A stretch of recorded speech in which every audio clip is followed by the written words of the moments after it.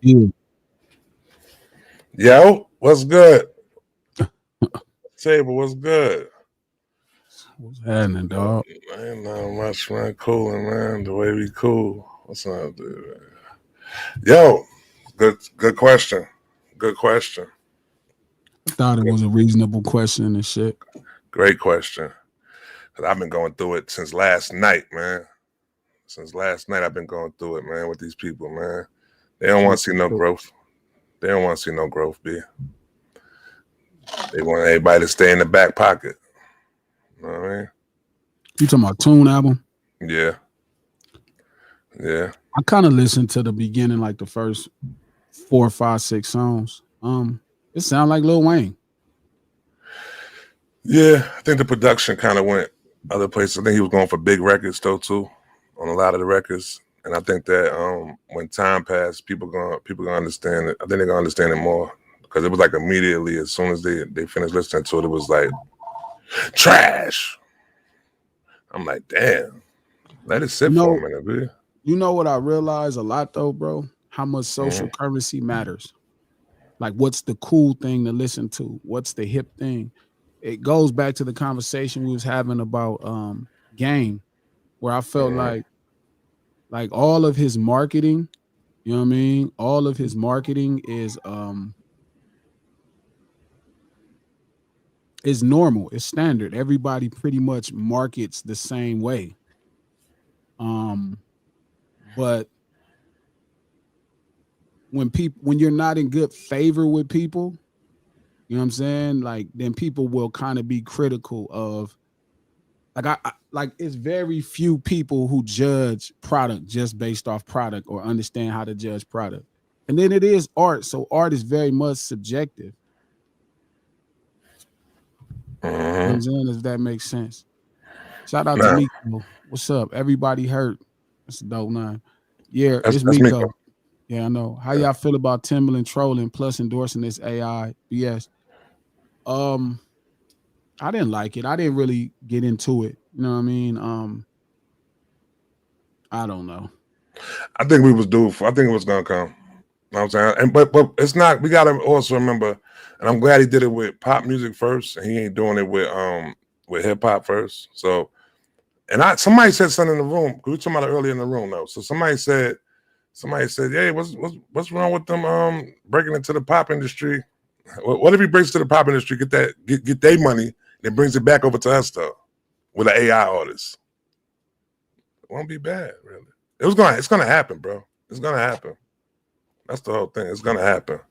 Coach, what up? What up, Trap? Ain't shit. Y'all ain't gonna talk about this Lil Wayne album. Did you listen to it yet, Coach? Nah, I ain't heard it, man. I ain't heard it. You know, honestly, this ain't about the Lil Wayne album. You know what I mean? This is really about where society is. And I'm starting to realize most of my conversations is critique on current society. But as far as Timbaland with that AI stuff, I'm like, whatever. I mean, pop music sound like AI to me anyway. Exactly. Pop music sound like AI to me regardless. Hey, have y'all heard that whole, it's like a YouTube channel with a whole AI. It got this music all over it. Old school music. It's called AI something. Y'all heard this? No. I gotta send you the link. Like, you heard it? Is that the one that does like all the one that be putting out all the music from like the established artists and stuff like that? And they do like a weekend song over or something like that? Or is it some?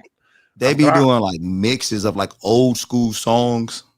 They got like this one. So I actually got it from what's my boy? What's the dude that used to rap that they said was ghostwriting for Lil Wayne? Oh, Gilly? Yeah, Gilly. You know his cousin or whoever. Oh, Wallow. Yeah, Wallow was listening to it on his channel one day. He was listening to the song called I feel like smacking a nigga or something like that. And I went to go look up the song because the song was tight, and it was like a whole AI. It's all songs made like old school style of just AI just making songs. We've been seeing people do that with different modern songs. It's crazy. That's crazy. But yeah, I mean, whatever. I'm starting to really I'm starting to really believe, bro, that people just want something. Social media has created a platform for people just to complain about shit. You know what I'm saying? Somebody, this is not really about the Lil Wayne album. I ain't even listened to the whole record. I only listened to 5 or 6 songs, maybe 7. How many songs on the album? 19. A lot. 19. It's a lot. I seen Okay, a bunch of titles. 7, like I seen a bunch of titles. But it goes back to a conversation I was having with somebody, and they were telling me, about how they felt like certain artists. Oh no, it was Jeremy Heck. Shout out to Jeremy. Jeremy Heck. He does the show with Elliot Wilson and Head. What's it called? I heard his The name. white dude. The white dude. What's I know the you're name talking of the about. show? Yeah. I forgot the name of the show though. Dope show though. But okay, but yeah, so he was saying he was complaining about, not complaining, but he was talking about a specific artist. And he was saying how he was looking for growth in artists. And shout out to Revenge. It is called Effective Immediately. That's the name of the show. And I was thinking to myself, do I really want growth in my hip hop artists? I'm like, what does Too Short sound like talking about being married and being in love with his wife? I don't think I want to hear that. What do you think about Jay though? Like, you don't think Jay kind of changed his subject matter a little bit after he got? Like, would we believe Jay talking about hustling? Clips. Street? That's what it was. The clips. He was saying the clips, and he was like, "Man, I don't know if I want to hear the clips talking about selling dope or white." And I'm like, I actually only want to hear the clips talking about selling dope. What about the song that they just dropped? Fire. It was. Yeah, I ain't gonna lie, that's hard. Like, that song is fire. And Ace Trumpet. Ace Trumpet, exactly. Yeah, and I'm like, I only want to hear. You didn't like that song? It's about them selling dope. Is it? It's like it's about them balling and selling dope.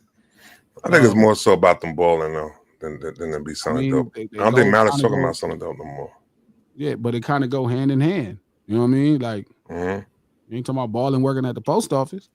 But like I said, do you want to hear some of your artists like Jay and all that kind of stuff when they reached a certain stature in life? Don't it sound kind of like, what are you talking about right now? No. You still want to hear Jay talking about selling crack on the corner? Like, I don't think Jay ever talked about selling crack on the corner. I mean, he talked about. I mean, what was your last favorite Jay-Z album? Reasonable Doubt. I don't know. Reasonable Doubt. That was crazy. I hate this. Crazy. I'm not the biggest Jay. I think Jay's super dope, but I ain't no Jay fan. Forgive me. Don Dub makes sense. The Elliot Wilson show is called The Bigger Picture. There you go. The Bigger Picture. Bigger Picture. No Ceilings Live, the lunch hour every Monday, Wednesday, and Friday. Blueprint track. Blueprint. Noon Pacific Standard Time. Right here on Digital Soapbox. Click that thumbs up button. Let everybody know you in the house. If you're on Twitter, retweet this link. If you're on Facebook, share this post, please. We do this stream to support the No Ceilings podcast.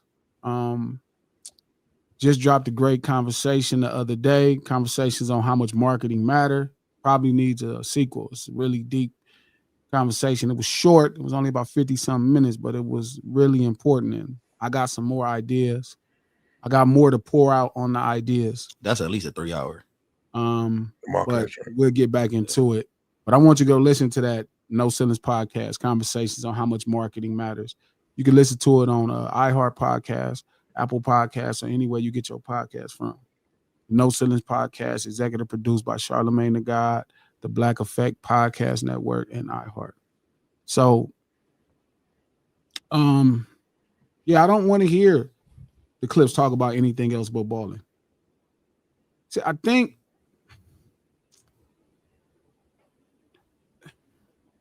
I don't know. So there's a couple things that's confusing, right? And this is just me being in the business and getting a chance to be a fan and talking to different fans. People think they want to hear artists talk about their life, right? They don't. What I realize, people want the highlights of your life. They want the sports centers of your life. They don't want the day-to-day operation.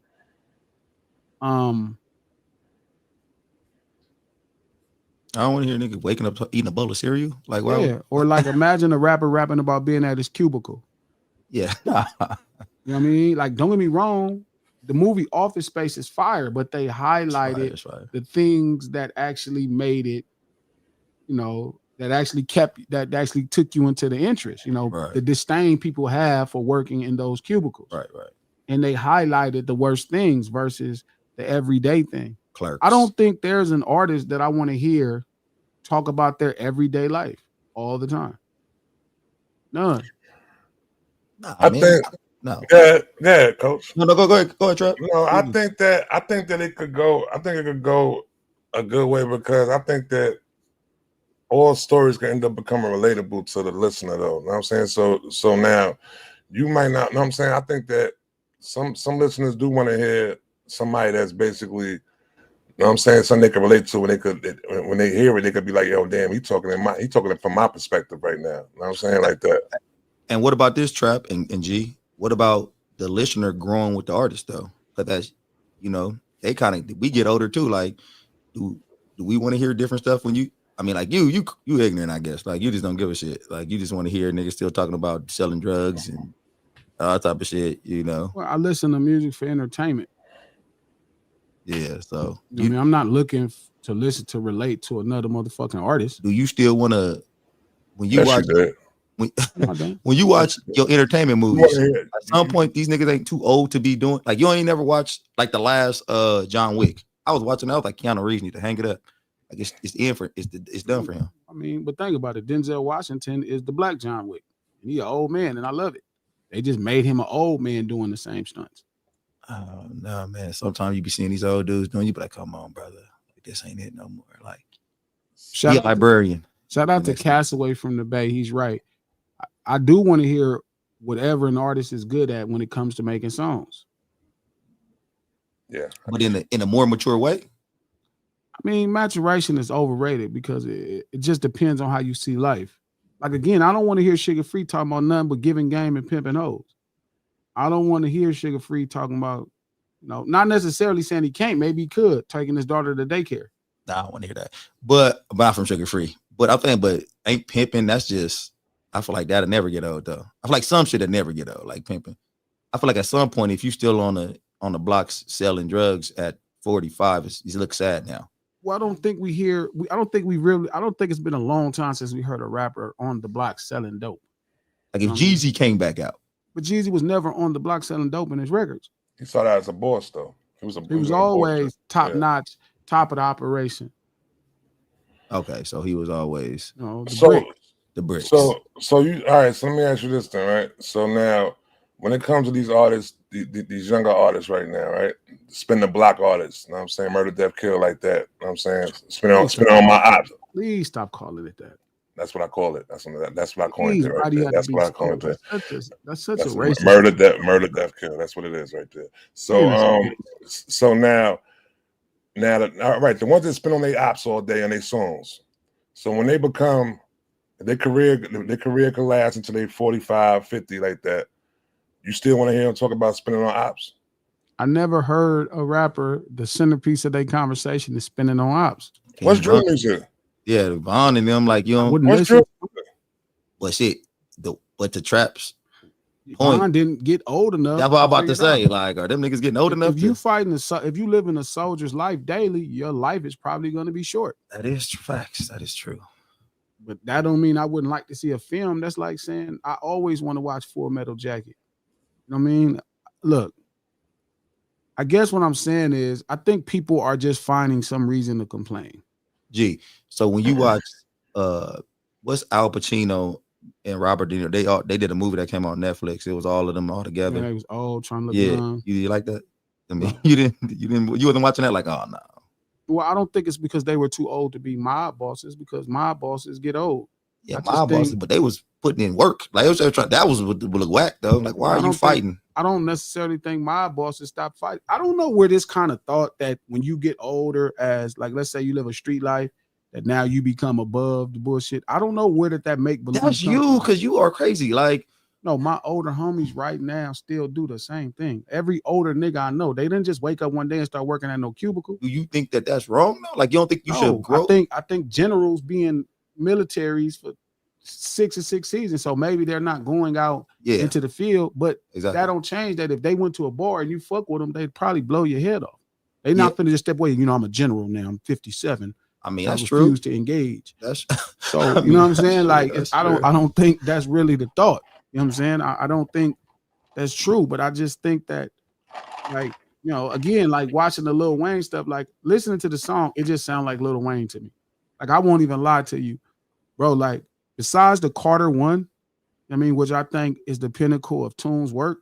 You know what I mean? But everybody else celebrates the Carter 2, the Carter Carter 2 is 3, fire though. Carter Carter 3 is 4, fire too. Carter 5. And I'll be like, all them Carters is fire. yeah, so this Carter can't be nothing but the Carter. Like this nigga, this is his expertise and this is what he does, versus where the world is in a different space to where I guess, you know, they say, oh, this ain't necessarily what I want to do, or at least the pocket of the shit that I'm in. What were some of the stuff they were saying about it?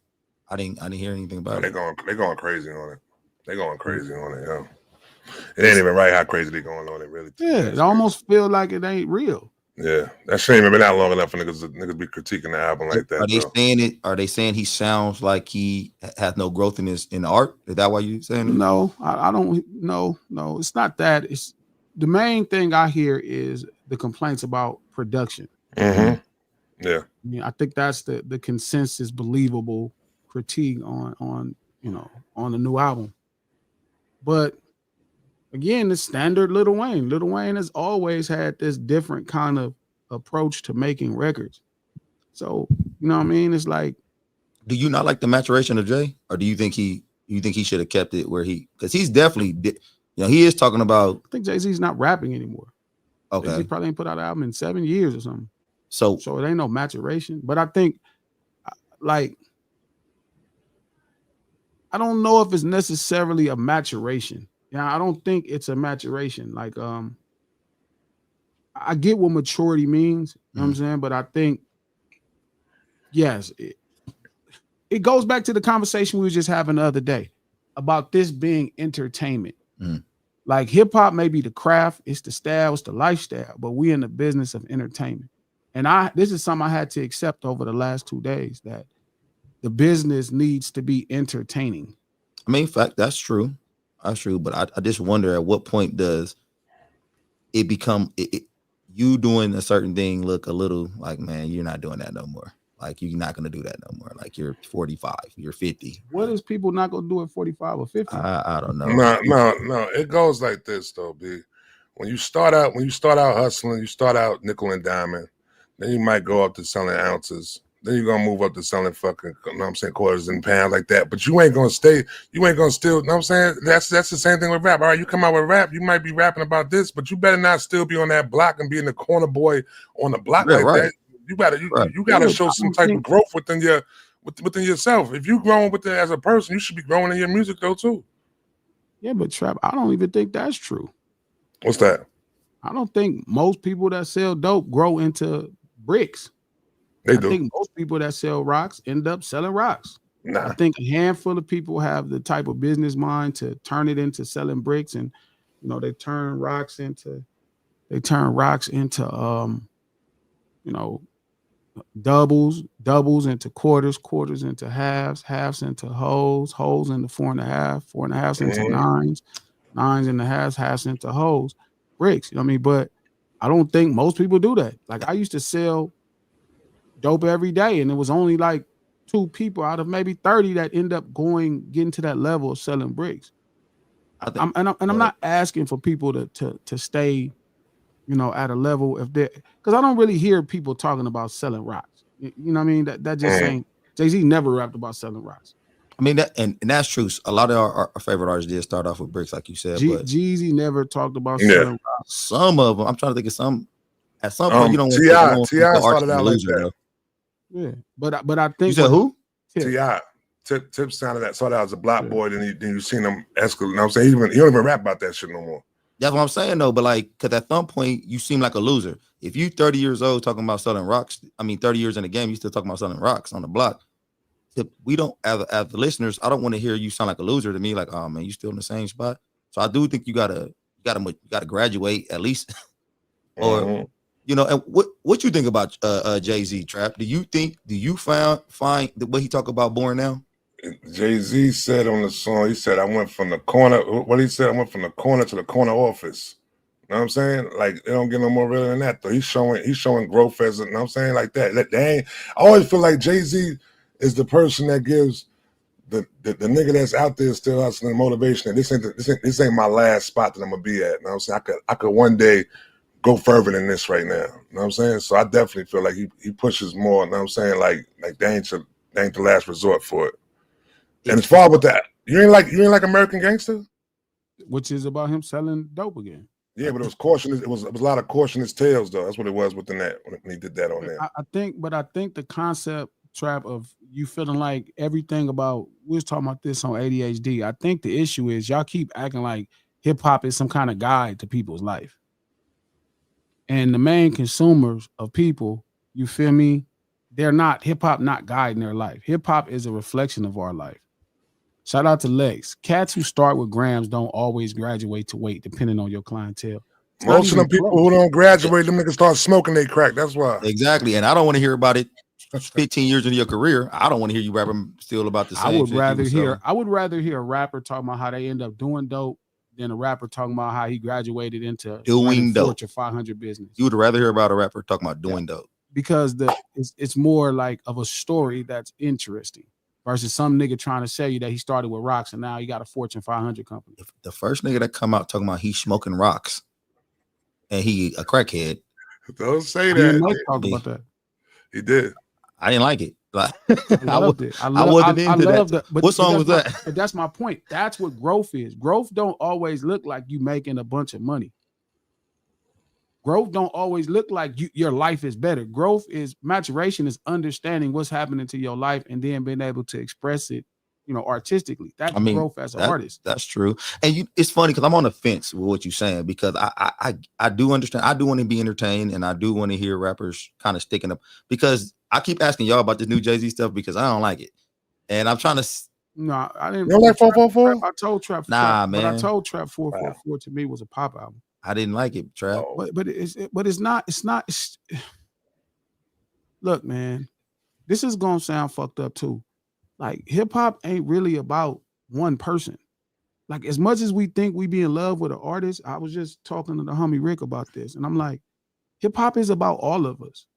Like, that idea should represent a group of people going through something. When it starts to just uniquely represent you, I think that's when you start to lose hip hop. I mean, when it ain't. Like, the thing that defended NWA at that time was the people, the thousands, the tens of thousands or hundreds of thousands of kids living that particular life and understanding and now having a voice in mainstream America to get off their shit. So when it starts becoming this unique story that stands out from everything else versus uniquely express a story for all of us, is different. You don't think Kanye came out kind of? I think that's what's wrong with him now. I think he went into a space where it's just completely uniquely and it's all about him. I think initially he was trying to get our attention and speak for us. So he said the things that he thought we wanted to say and he kind of felt them. But now what you're getting is the me monster. That nigga is infected by the me monster.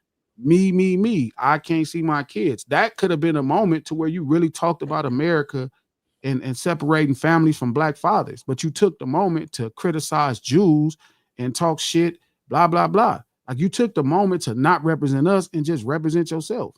That's true. And that's the problem. Even when I think about it now, bro, it's like that moment could have been so big because there's a ton of black fathers. It's black fathers that come from where we come from that's scared to go to court. They scared to deal with the legal system. It ain't necessarily been favorable for us in this country. So, he could have took that moment and really made something great for that moment for, as we say, the culture. But I think he was saying that, though. He was saying that. He wasn't. On Donda 2, he was saying that. On Donda 2 and on some song on both, he was saying that. But they wasn't hearing him, though. No, I'm not saying that that's not the point. It's the thing is because he's saying other dumb shit on top of it. Okay. Like he's spending way too much time saying things that like you could take that same conversation and figure out something just as polarizing versus just being critical of somebody else for the sake of attention. I got you. Like that was a moment that he could have really became the voice of Black fathers. Trap, you gotta let Glasses cook on this, man. Like this is what I need to hear about Kanye. Why are you such a Kanye apologist? Who me?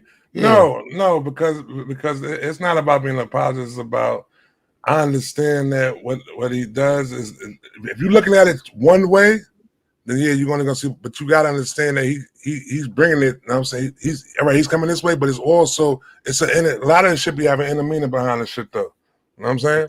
See, I feel like I think G is right. He don't show this shit a couple times though.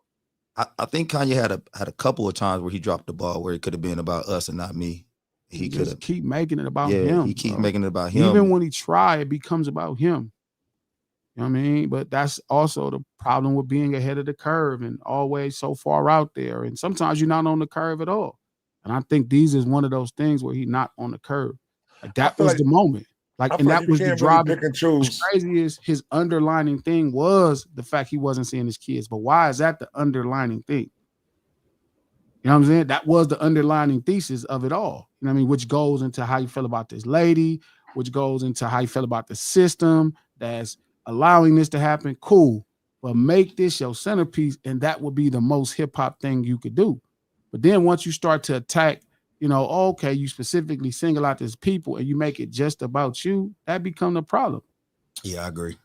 Like when people stop hip-hop, the more I study it, right? And again, like I've been alive to see a lot of it. You know what I mean? It's happened in my lifetime. But to go back and really, you know, fine-tooth comb and listen to the records and talk to thank God, Trap, like I became an artist so I can connect with artists. I could go talk to different people from Houdini. I could go talk to Eric B. I can go talk to, you know what I'm saying? Homie from the Fat Boys, Roski, cool. You know what I mean? I can go talk and ask questions to fill in the blanks.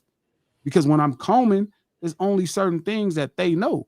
There's only certain things, you know what I'm saying, that Snoop know. There's only certain things that Ice-T know that Google can't tell you, that AI can't tell you. So to have those guys as resources to, you know, fill in the spaces is important.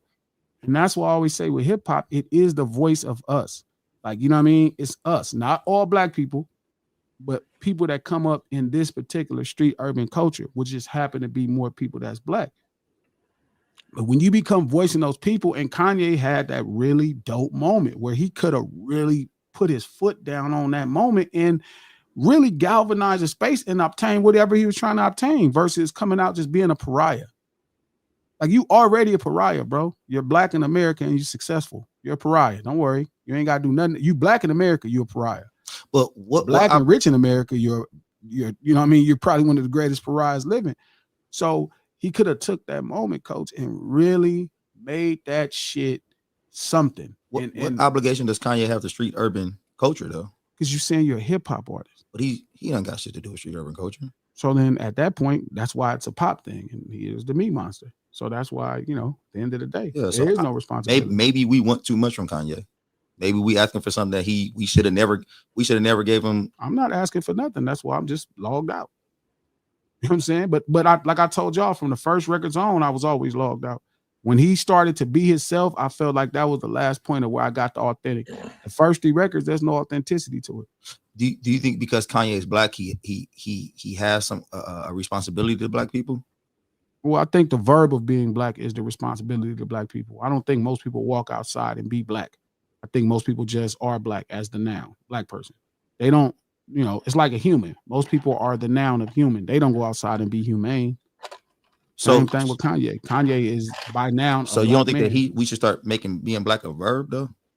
Making that. No, I am Black the verb. So you don't. But I'm saying, do you think that when you reach a certain status and you're a Black person, being Black should be a verb for you at this point?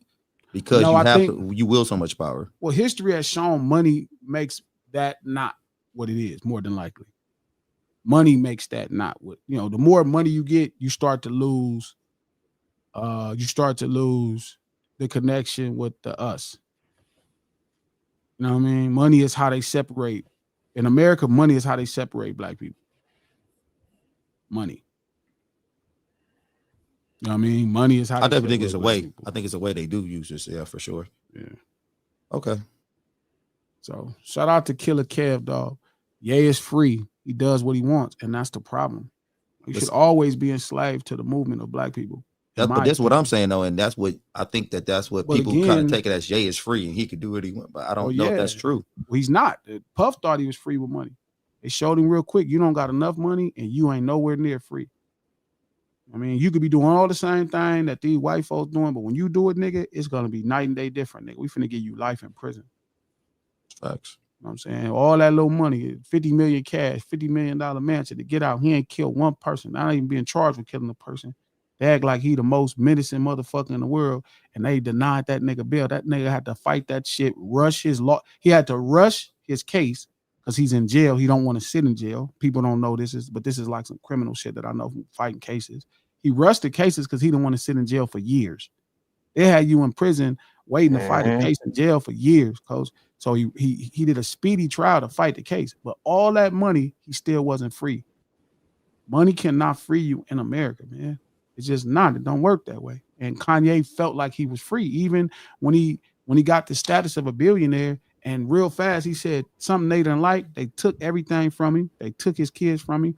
I'm sure he had something to do with it, but all of these things are things that happen.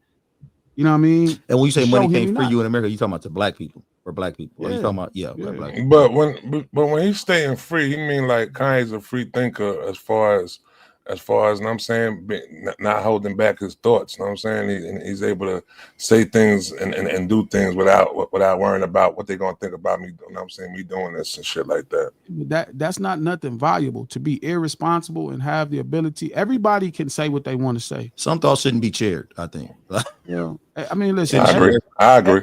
Everybody can think freely. It's another thing when you start to separate yourself and say something, and once you separate yourself from black people, you know what I mean? You put them in a bad position. Like Kanye is in a situation right now where if the government was doing something bad to him, we wouldn't even be able to come together as black people because half of the black people looking at him like, fuck that nigga. Mm-hmm. Same with Puff. You know what I mean? They show a video right now. We can't even come together to make sure Puff gets treated fairly in trial. You know what I mean? We couldn't even come together as people to say, hey, you know what? That man do deserve a bail. Y'all take that little money he asking, that 50 million cash and that $50 million house, let him bail out and fight his case fair. No, because we are under a pressure to try to look so morally upstanding in society that you don't even want to align yourself with another brother based off his lifestyle or if he did something wrong. You know what I mean? It don't mean that Puff is above reproaching society to where he shouldn't be convicted of crimes, but we also should make sure he's fighting a crime. You know, they're treating him fairly, and they haven't been this whole trial. I was explaining this to LK. Shout out to LK. She in here. I was telling her this. I was just telling her, my homeboy Flip just caught this same case. LK was saying, well, Glasses, he did do crimes. I'm like, well, then you don't need to charge him with a RICO.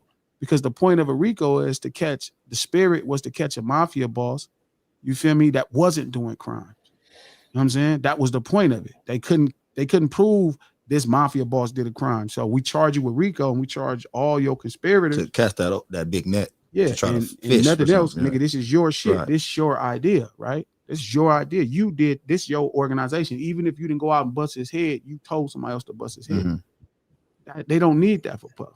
But they got Puff. Puff can be fighting an arson. Puff could be fighting a assault case. Puff could be fighting all these cases. But we as black people, the point I'm saying, can't even come together to say, hey, treat that brother fair because we want to try to turn up our nose because of the lifestyle we live in. And like I was telling LK, is like, well, at which place do we stop turning up our nose on each other? Because if I start looking at Trap and I'm like, man, Trap, you drink alcohol. Or King, you smoke weed. Like, when do we stop turning our nose on each other? Like, which place is too far? Is what everybody doing or what 10 people doing or what 100 people doing? When do we stop saying, hey, you know what? I don't care his lifestyle, just treat him fairly. That's the point of justice. I think that sometimes we get so caught up in free thinking, like, because a lot of people call Kanye a free thinker.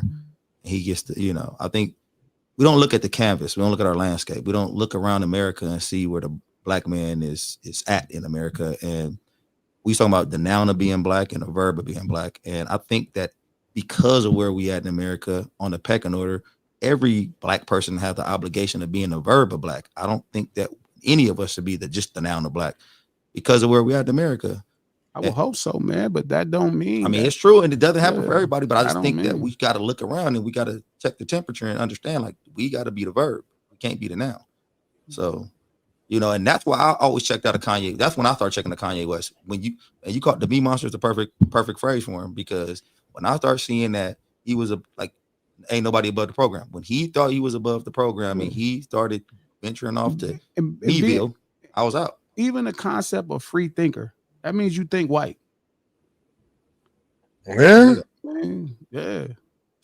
You No, think white. That's not true. Trav, what you about to say? How you about to help him out, Trav? That's not true, bro. If you free thinking, you're not putting handcuffs, you're not shackling yourself from letting your thoughts be known how you feel about any situation. I think that might be more black than anything right there. A free speaker and a free thinker are two different things. No, it's not, Coach. It's not. What's a free thinker? A free thinker is somebody who is not restrained by the burdens of structure and culture. Okay. You know what I'm saying? Like, culture is a burden. To have to represent where we come from and to be black every time when shit, even to have, but that's what I said, moral compass. To have this moral compass to do it, to live how I want to live is very much a restrictive thing. I remember somebody told me, "You're not open-minded because I won't try weed." And in her mind, that made sense. I heard niggas say, "Man, you're not open-minded because I won't drink." You know what I'm saying? Like, that don't go together. But I'm saying moral restrictions is important. How I conduct myself versus pointing to how somebody else conduct themselves. Me and Puff is night and day. But again, like I say, me and Tune is night and day. Me and Lil Wayne night and day. Me and Stunner Man night and day. Me and Nip is kind of far apart. But all of them is my brothers. Them all black people in America. You know what I'm saying? So it don't matter how they live their life. You know, we all know the risk. We all know the risk. So if we got to go to jail in society, I could, whatever. That's how I go. But it's another thing to watch them trump charges up and mistreat people. You said something that resonated with me because I used to argue against R. Kelly and Puff sometimes, and you said something that resonated with me as far as it's how we treat our worst person. And bro, look, I'm not gonna lie. I think Puffy's a for sure weirdo. Like, he got some issues, he got some problems. But for us to, like I said that last show, for us to stand by and watch what they do in the Puff closed mouth because we don't like them, it's going to be different because for some people who grew up in the inner city or wherever, you've had family members and you've had friends that got trumped up charges, and you've seen how they get you in the system and they won't let you out. They get their hooks in you, they won't let you out. And so I've seen it to friends. I've seen it happen to friends, and when it happens to friends and you get mad, oh man, this ain't right. But then the problem is we didn't see too many people like Puff who we don't like it happen to, and we just let it slide. So now when it happens to your friend, is what can you do? You can watch it slide. You already set the precedence. You already set the precedence, exactly. Yeah. So I get it now. Like I said, I was fighting it at first. Don't get me wrong. We had many arguments about that, about R. Kelly case. But and that's like another prime example. It's not, again, I think people, like I said, conflate, even in this particular topic, right, where I'm noticing this critique of Wayne album. I haven't listened to the whole thing to do it. I'm also, to be honest, like I think Lil Wayne is one of the 5 greatest hip-hop artists in the history of hip-hop. But I'm also not a Lil Wayne fan. Lil Wayne would have been 4th or 5th on my list of Cash Money artists all time. You know what I mean? And I can say that because I can. You don't like that whining? It's not like I'm a Juvenile fan. I'm a BG fan. I'm a Big Juvenile Commerce talk fan. that shit. I'm a Juvenile talking that shit. You putting Turk over Wayne? Birdman. You putting Birdman over Wayne? If guys, as a rapper. No. Music you gonna listen to. You listen to number one Stunner before you listen to Hustler music. Every Wayne song ever. What? Every Wayne song ever. I'd rather listen to number one Stunner. Yo, bro, every fucking time. Not a very good rapper. Every fucking bro. Why is that crazy? He's not very I didn't say he's not a great rapper. No. I understand you. I know you know that. And I respect that making his Wayne money, raps do whatever better. you gotta do. I'm talking about you're choosing to listen to Birdman's music over Lil Wayne's music. I like Birdman music more. When Your loyalty is real, B. I'm glad you're on my side. I'm glad you're on my team, B. When I hear somebody do something real. that I'm paying money to, I want to hear him do it, and I want to be like, oh man, I can't even. Yeah, I see why you doing that. I can't do that. When Birdman rap, I'd be like, where's the booth? Like, I need to try this shit. But that's not. I'm not arguing Birdman as a better rapper than Tune. That's no, I know. I understand what you're saying. You're saying the music. You're saying the music. I fucked with him in real life. So when you listen to Birdman, you like that shit? I love the songs. Just being He be honest. saying some wild shit. He be saying some wild shit too, B. So you be saying some wild shit. I ain't gonna repeat what he be saying. I'm not gonna lie to you. There is no Lil Wayne song I would listen to more than Number One Stunner. Glass is so eclectic. Like he'll hit you. I don't think I'm that eclectic. He'll hit you. I think y'all a Millie. Y'all flooding on Number One Stunner. That's the problem. But hell no, that so shit you didn't like Number One Stunner? No. Yeah, I mean it's cool. Right. I Get like your every roll song. Get your roll on. You didn't like Hit Your Roll On? Ah, fuck these hoes after our show. Hey, what happened to that boy? You I saying like his that verse shit. is making you sound whack. Like you Yeah. too Yo, good of a rapper. Let me ask you this. You sound Let good. me ask you this then. Who you got, Birdman? Here you go, Glasses. Who you got, Birdman or Puff? Puff. Oh shit, that's All right, cool. Hey, that was a great question, Trap, and they're both equally as bad. Puff got it's a the same thing. fire ass out. No, he do. Like, I don't give a fuck about nothing but the songs. All right. Puff That is fucking fire. album Don't get me is wrong. fire. All right. Was it No They Way in the Out? same lane. You might got it over Birdman, but it's they're funny both because bad. we were rappers. talking about we don't really treat No Way Out correctly. Listen, that's man, you don't gotta exactly be a that. great rapper to make a great rap album. That's facts. That's true. Mm-hmm. You know what I That's mean? That's true. Like, That's do true. you know what you're doing? And Mhm. and listen, Wayne is obviously a 10 million, 1,000, 100 gazillion time better rapper than Stunner Man. But again, music is music. Stunner so Listen, bad, Keith Sweat does not sing. Oh shit! Here you go again. Every 3 months we got on this shit. Every fucking 3 months we gotta come with this shit right here. I'd rather Every listen 3 to months. Take Life Forever than the first Luther Vandross album, Never Too Much. Now you're going there now. You're going there now, B. Glasses know when he say bullshit because he start doing that smirk and shit. He start rubbing his hand like Birdman and shit. Do that smirk like. The fact you think I'm bullshitting is crazy. Y'all know I'm not lying. You know, I don't think you think it's bullshit. Make it you last know it's forever. bullshit though. No, Let me look this shit up real quick. Let me look this shit up real quick. Great singer, right? You don't have to be a great singer to make a great R&B album. Luther Vandross rolling over in his grave right now. No, he not. He'd be like, I wish I had them songs. No, you don't. No, you don't. Let me look this up real quick. I'm saying, now you don't. At first you were saying bad. Now you're going with. Now you mess with Luther. Now I think you got something against dead people or some shit like that. This shit getting crazy now, man. I tell y'all all the time about Luther. I think what my point I'm saying is it could be somebody that doesn't sing as well, but put together the correct music and finds the right space, production, and hammers it, and you get something that lives forever. Is Get Your Roll On, Make It Last Forever? Get Your Roll On is one of my favorite rap songs of all time. Trippin' G. Okay. Hey, everything my man you was didn't on. Fuck with Get Your Roll On, Trap? Yeah, Get Your Roll On was cool. But see the thing about Get Your Roll On though, it's moments and it's songs that last throughout time. Get Your Roll On was a moment. You know what I'm saying? It was a moment right there, and that shit stayed right there, bro. And they like come on. Everybody rap like that and use that song right to this day. Hey, let me ask you. So if they're not artists that you listen to, and then when another artist jump on that track, you be like, why? That's how. Shout out to Joey Westside. See me, I don't need no introduction and shit. Ride Billy around the city on buttons, you bitch. Arm hanging, wrist. That nigga, that shit's so hard to me. Just stunting this. You know who can rap? Joey can rap. Joey can rap. Joey can rap. Joey can rap for real. So dope, and Deuce and Joey both rap. Chrissy. Niggas mad don't like me because I'm fucking they bitches. When the light hit the ice, it twinkles. You know how many songs that man ruined? Baby, you Brian, be Bubba. You be vibing to a song, and I respect everything he did in the music business, but he done messed up many songs from. He like Big Psych. When Big Psych used to come on Tupac records, like, bad. So you like the nigga that influenced Big. You like Big Psych, the nigga who influenced Pac, but you hating on Big Psych. Excitement. I didn't want him rap though. I fuck Like, with Big Sight. nah, man. I Every got time keys. Damn, he came, so much struggle in the world. Nigga, 200 Feel the G's. pain.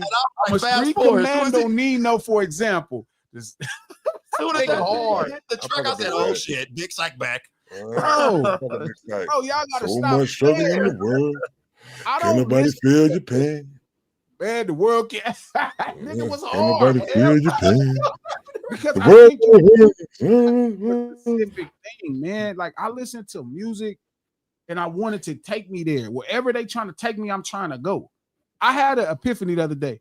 Like right now, I was reading up the word and looking up words. I was sending Trap some origins of some words. They didn't even pay attention, but this is how I get into my ideas. And I was looking up the origin of the word lyrics and what it meant and how it connected to emotions. And I was like, oh, Tupac's the greatest lyricist of all time. I feel you. You know I didn't see that. You know I didn't see that shit. You said that. You know I didn't see that. Yeah, no, I'm saying the origin of lyrics. Trap, I didn't you see say it. that. You I'm see it. saying Right. Tupac is the greatest lyricist based off what lyrics is, Mhm. right? But it sounds crazy, but that's how I get into when I get into the origin. There's nobody that had the emotional control writing a song like Tupac Shakur. But you wouldn't So, think that's lyricism now. Facts. No, I You got him. wouldn't I think got him. that's lyricism now. You'd be like, where's the punchlines? Where's the metaphors? No. Versus what the definition of lyrics Tupac is. and DMX I in that said same this. I said this. That's a great I done point. did this before. I done did this before too, though. I done did this before too, and I wanted to dissect what would you consider like a pure lyricist? You know what I'm saying? Or I'm being lyrical like that. And every time I kept looking it up, and I kept doing all the all the searches for it, and the first thing that would come up every time was storytelling. You know what I'm saying? It would come down to storytelling. And I think though, and now when you saying no, that's what they say. That's what it says. It says is. It do say storytelling. I mean, it do say It it. says But come on. storytelling. Okay, go ahead, Trap. But Go ahead, do that. what it is this though, because storytelling, people think about storytelling like it's many different ways to tell a story though. You know what I'm saying? It don't have to be. It don't have. It once was a What was it? This First, was in the East Coast Dictionary of Hip Hop. no, it was but all- it's funny, but he's not wrong because the next person that came to my mind was Scarface. Okay, I could see. Right? Well, Scarface. just listen. Definition of lyrics: a poem of a type that expresses the writer's emotions, typically briefly and in stanzas or recognized forms. But see, that don't have nothing to do with story all the time. No. And I think You know, Tupac but was a he's poet right. more than a rapper. He say the further you get into the origin of the word, it's going to go into stories. But again, like But so let me say this. what Let me say I this real quick. Let me say this real quick. So when he says depicting your emotions, right? Like I'm saying, it's different ways of telling a story. You could tell a story by narrating a story. You could tell a story from a first person perspective. You know what I'm saying? So when someone's telling you their emotions, they're telling you a story of how they feel, like that. Yeah. And that's a storytelling right there. You know what I'm saying?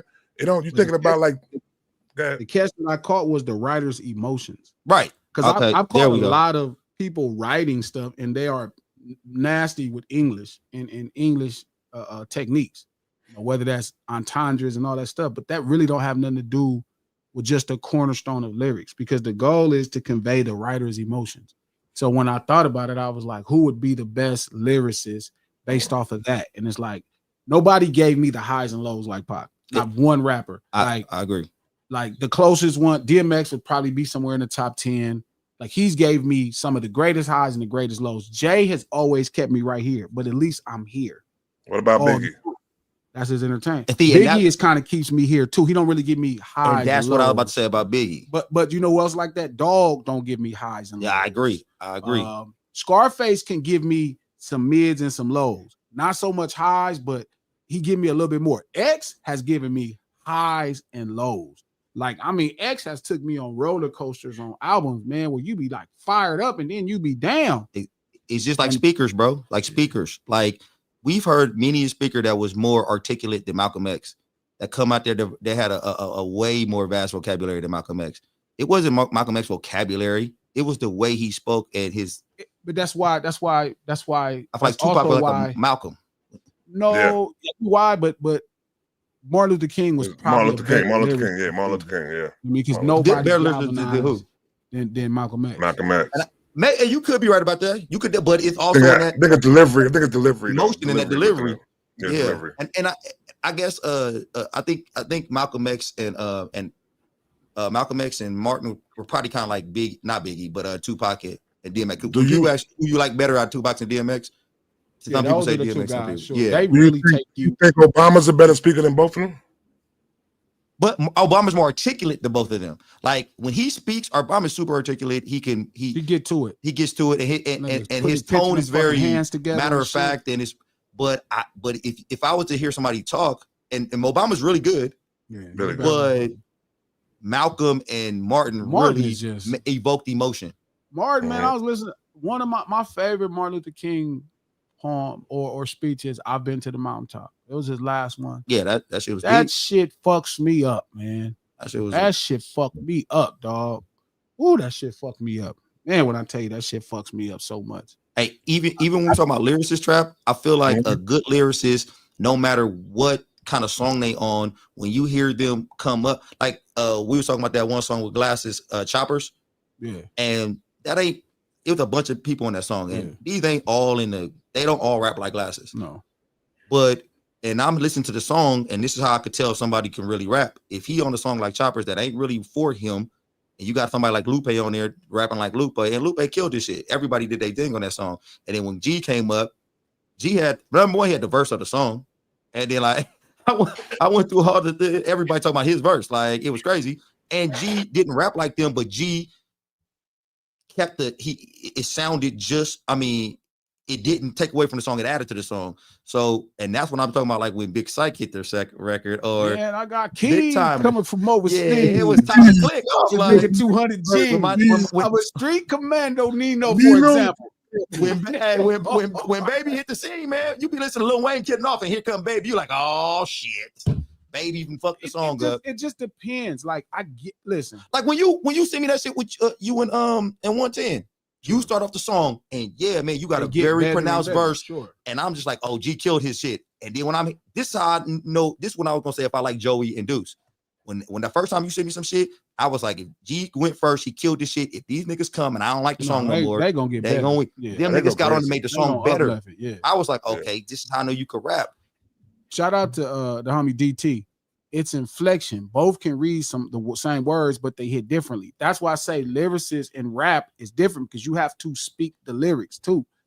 And again, like I think I found better technical English grammar guys, right? Jay-Z is probably a better grammar guy when it comes to entendres and I think Pac is still underrated in that facet. But man, Pac, I never heard a lyricist that could take me on highs and lows, man.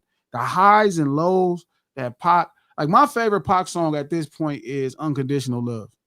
Bro, that shit is crazy. And then like I Get Around. Just listen to the separation. You know what I mean? Like it's like different. Like the inflection he can pass. You know what I'm saying? It's just that's different as a rapper. I Get Around was like made you feel like it was Hot Boy Summer. Man, like I'm finna it get made on. you want to be a hoochie daddy. Like and then a song like Unconditional Love. Like that nigga that's a bad motherfucking X is like that too. I mean, X could have you ready to fight everybody around, and then he could have you down like you about to cry on Slipping. You feel me? Like he just bad, man. X made me.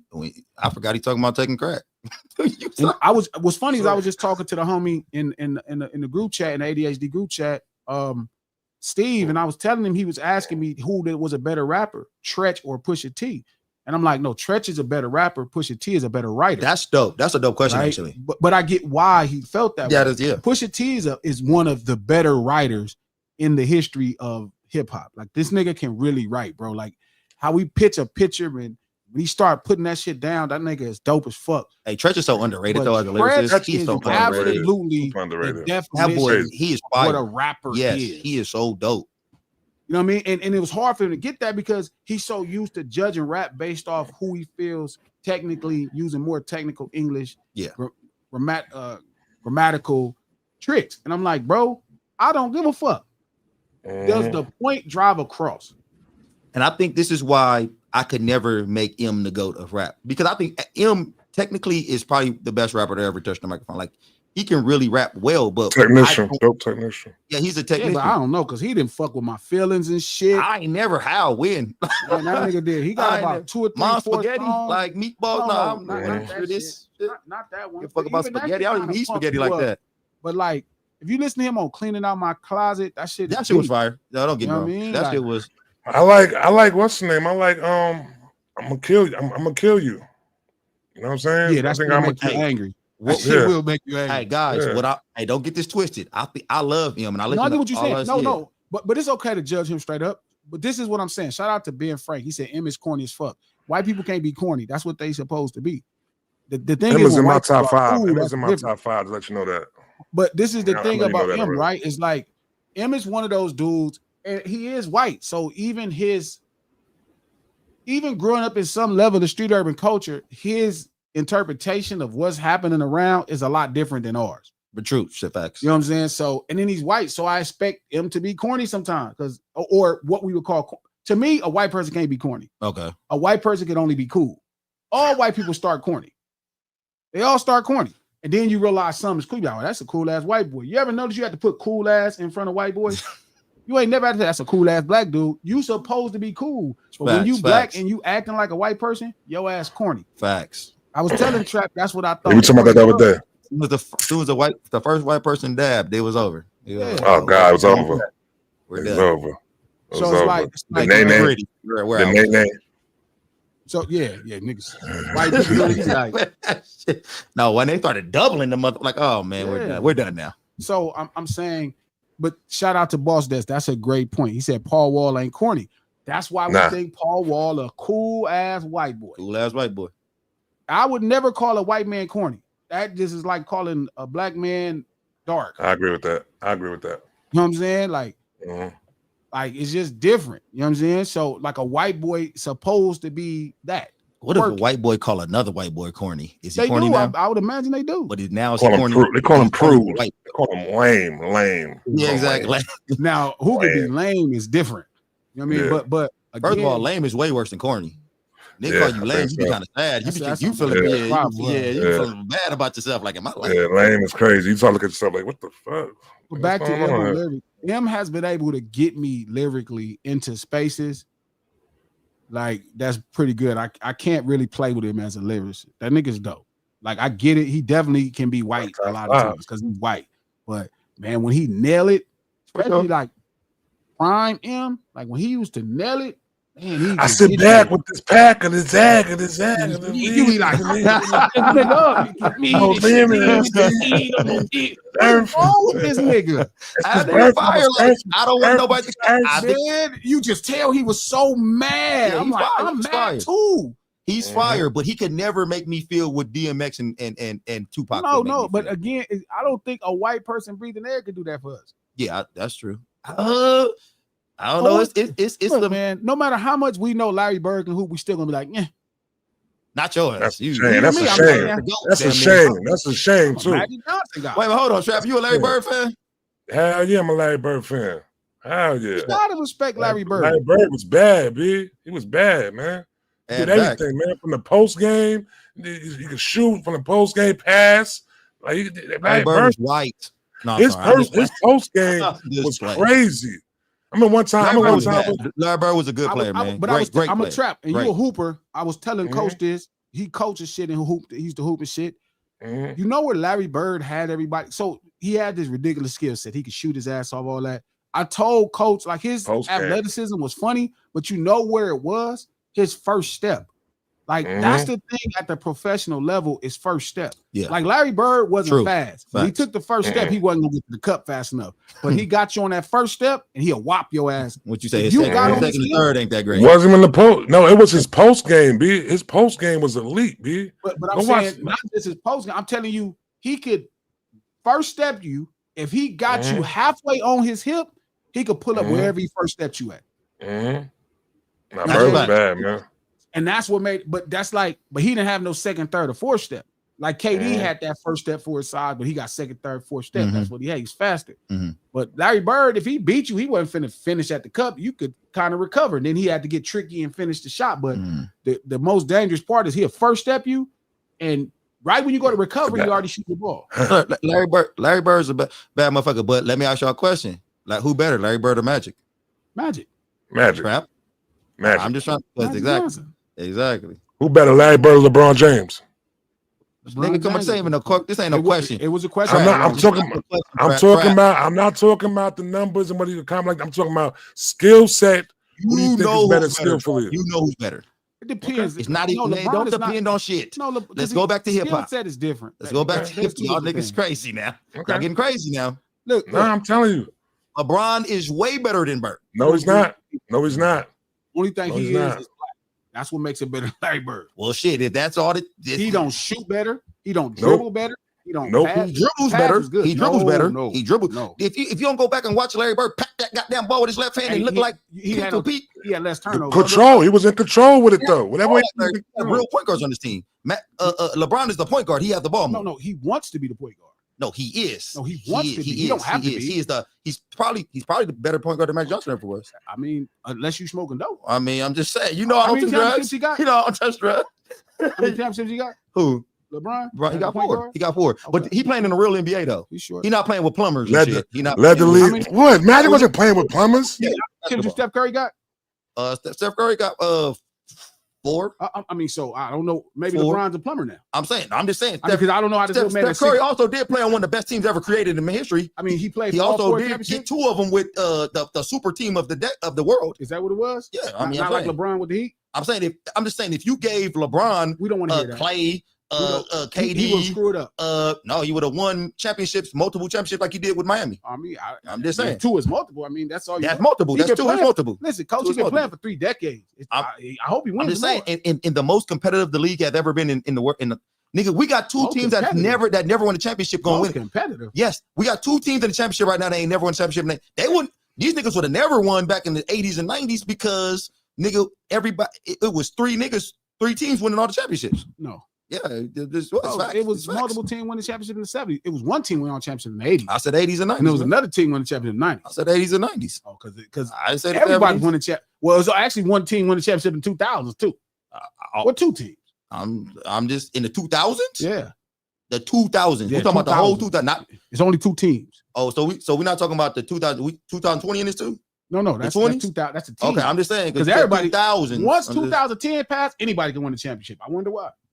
because the Because league. your man ain't that dominant. No, first, number one in the 2020s, the niggas 100, and then also So he wasn't 100 in 2010 through 2020. you said 2020. I said 2010 to 2019. He wasn't 100. I'm just then. saying because he's playing in the most competitive NBA that's Sure ever is. been. It was I'm only. just saying, It was only. It the was most talent. It's only 3 teams. I'm in the just saying, championships in that area. we could have dropped. It's Y'all only not, 3. y'all not going to hear this, but we could have dropped Mike Miller.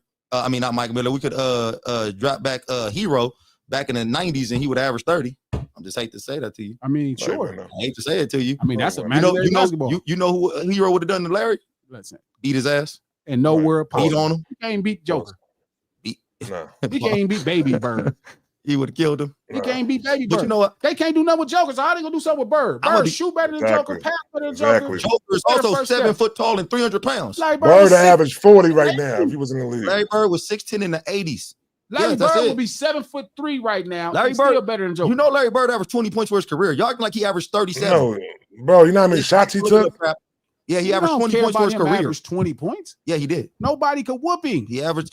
Nigga, nobody could whoop me either. I have Mikhail Parrish, Dennis Johnson. If I had all these goddamn Hall of That Famers just- in, well, people's whooping on All-Stars. LeBron with all them All Stars and Hall of who the Famers. fuck he have? I mean, he had Hall of Famers and All Stars. So you talking Dwayne Wade is so better. okay. Dwayne Wade is better than And, Kevin then, McHale. and guess what? When he was with Larry the Bird definitely averaged 25. He said all he 20 did was win crazy. championships with the Heat. He didn't. And That's win not all he did. He championships. lost 2 championships. And then he won 2. And he won so 2. that's not all he did. So I'm saying if He lost to if old he played man with these Tim niggas Duncan. for 7 years, he would have won 5 championships with No, these he niggas. wouldn't have. Yes, he would have. No, he haven't. Yes, he would have. No, he wouldn't have. I mean, I'm He just played saying, with Yo, he was just yo, grabbing these ass teams by their yo, bootstraps. Like, let's go. Yo, Larry Bird. Damon Where you Jones. get that 20? Where you get that 20-point thing from, B? That was crazy right there. Larry He averaged Bird 20 averaged points for his career. 24.3 for his career, 10 rebounds, 6 assists. So That's what he averaged. hold up, Trap. Hold up, Trap. 24. Yeah, I'm looking at right now. Let's make sure 24, you're right. shooting 49%. That's mean right there, B. Just make sure you're right. I mean, I know you're gonna give Larry Bird that. Big Boss did say whoever questioned Larry Bird's skill set don't know about it. Hey, first of all, ain't nobody questioning Larry Bird's skill set, but is he better than LeBron? No. No, he's Skill not. wise, I don't know. But again, if you once y'all use the term skills, Larry Bird is more skilled than LeBron. LeBron, Yeah. he's not more skilled than Yeah, LeBron. he is. That's it's crazy. Yeah, yeah. So, do Yeah. we consider defense a skill? Yeah. Okay. Who's the better defense by Right. far? No, Defender. Again, you're asking me at that point. You're asking me something that depends on athleticism as well.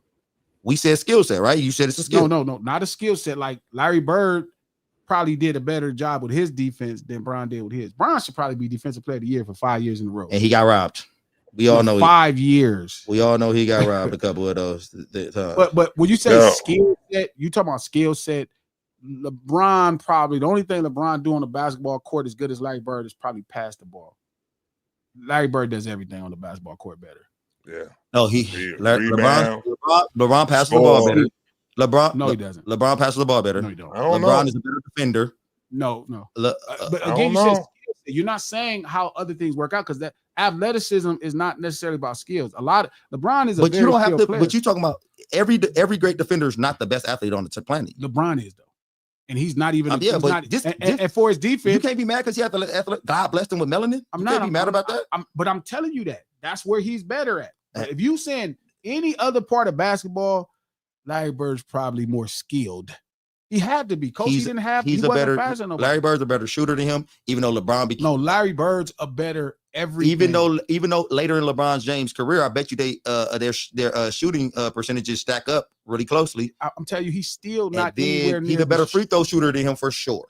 He's a completely better and more efficient, skilled scorer. LeBron is one of the greatest scorers when it comes to tallying and figuring out how to get to the cup, and that's what hoops is about. So we're not knocking him. We fuck with him, but we saying if you said skill, you shouldn't use the term skill set. Yeah, who's a more accomplished NBA player? He's a more skilled player than him. No. I ain't gonna lie like that. So he's not. That nigga Larry Bird with some skills, boy. I'm gonna send some video. Yo, I gotta get your number, coach. I'm gonna send you this video. Larry Bird might have been more skilled than Magic Johnson. Larry Bird was bad. Hey man, y'all need to get off Larry Bird's. No, we just yeah. All right, y'all need to get off Larry Bird. Hey, let's not forget what Larry Bird on his team, guys. Let's not act like he was out there winning these championships. Larry Bird came out. Who LeBron had on his team, bro? Larry Bird. Who LeBron had on his team? though? I'm not talking about the first Cleveland teams. I'm talking about everybody since Miami. He always had squads though. Name them, Trap. Name them. He had D Wade. Let's just name the Hall of Famers, right? Who are the teams, Trap? Let's just name the Hall of Famers, right? Because they was No. Yes, not just more Hall of Famers. Niggas be talking about no. Hold up. Crazy. I hate when niggas do that. Hall of No, I hate when niggas do that. All stars. Hall of Famer because he been on 4 different teams or something like that. Y'all gonna name all the Hall of Famers? Let's name the Hall of Famers he had on one team for 8 years. 8 years for a whole 8 years. Not just name every Hall of Famer he played with in his life. All right. Why not? All right. So look, right? He played with a Hall of Famer for 8 years. Matter. So look, right? Like I said, all right. So his first stint, I'm gonna give you that. His first stint in Cleveland, he ain't had nobody with him right there, right? He played with 2 Hall of Famers. So what? The first time in Cleveland? Who was the Hall of Famer the first time? Nigga, if you don't go get out of here with that shit. Yeah, that was late. If Larry Bird would have had, he would have won. No, he had these niggas in their prime. If Larry Bird would have. You could have gave Larry Bird old Bill Waters that you the same nigga that lost burrito to me talking about Mike Tyson was gonna beat because you think these niggas still the same nigga when they past their prime. You lost a burrito right now thinking LeBron's gonna be good this year. Facts. Exactly. So we both believe in it. And I should have known that I was wrong. You gonna bet this year that they gonna win this year. I should have known. They gonna pump you up. He gonna get you going. You're like year 23. And I should exactly. And I should have known the nigga passed his prime. I should have been like, what am I doing past his prime, old ass nigga? But come on now, Trap. Stop it, man. I'm with Trap. Of course you are. He did play. Like, of course, y'all talking crazy. But we not again. The point is, LeBron James had a greater NBA career than Larry Bird. That's the fact. This is a conversation. Larry Bird is the greatest small forward in the history of professional basketball. But when you use the term specifically, who is small forward?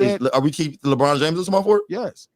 Okay, man. I think this is probably a conversation for whenever we do the 7-at-7. Yeah. Because when we gonna start that? What's up? I mean, exactly. Because we need to get on this. We need to have a whole hour and 20-30 minutes of me whooping your ass. Apparently, it's gonna be 2-on-1. So me whooping your asses. We all agree with you that LeBron James is the greatest. So why are we still talking about this? Because you brought up skill set. Somebody brought up skill, and then we're like, no, that's different. So why? Yeah, that's what I'm saying. I'm saying skill set. So what makes LeBron greater than him then? All right, check it right.